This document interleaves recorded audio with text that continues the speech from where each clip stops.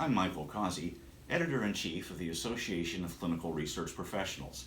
Thanks for joining us today for our segment, 3 Questions With, where we speak with thought leaders in the clinical trial industry, talk to them about the past, present, and the future issues most pressing in clinical trials. Thank you for joining us for another edition of 3 Questions.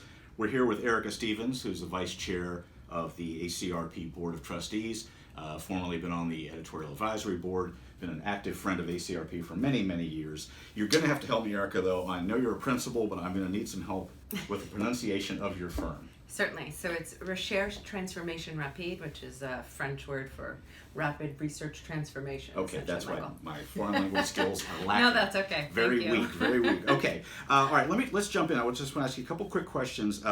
You've been in this industry for a while. You're a thought leader. You've seen a lot of things. You've had a lot of ideas about where we're going in the future. So let me just sort of the big first question.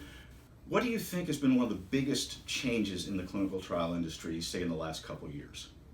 In the last couple of years, or even probably in the last maybe 5 to 10, Yeah. is I would say the move toward automation and process efficiency. So I'm going way back in my career, but ultimately we had the paper binders behind double locked doors, and the regulatory rigor has existed, I think, for the industry, but certainly the electronic or automation has definitely evolved, certainly in the tech space, many companies, but also the ability to have instantaneous information and accessibility, which is definitely a change compared to my paper days, if you will. Absolutely. Now, in terms of looking forward, there's so many huge things on the horizon in this industry. There's patient centricity, there's technology. Yeah. Do you see any big shift coming in the industry in the next few years? Well, so one of the things that still surprises me, a few years ago I had published a paper in the Clinical Researcher and on the notion of the professionalization of the industry, which ACRP has spent a fair amount of time actually driving toward.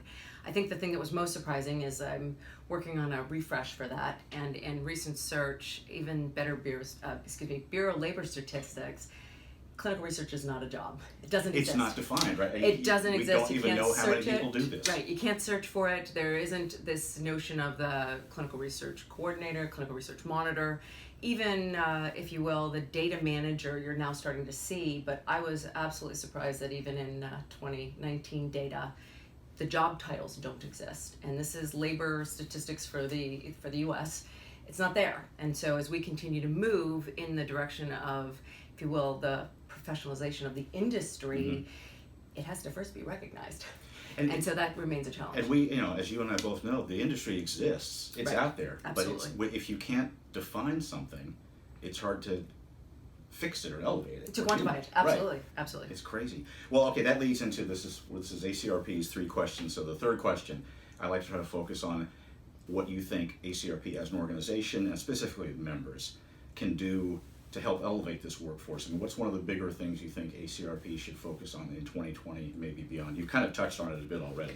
A little bit, but I think one of the things that the organization has shifted in my tenure with it is really a drive not only at the member level, but also in the, if you will, governmental level or the political regime. And so I think some of the initiatives that we've done in terms of lobbying and campaigning to change Capitol Hill, education, policy reform, the work that we've done with NIH, the most recent consideration with respect to the 529 accounts for actually investing in and being able to use those dollars for certification and education for this industry, I think are continue to be points of interest and will continue to elevate.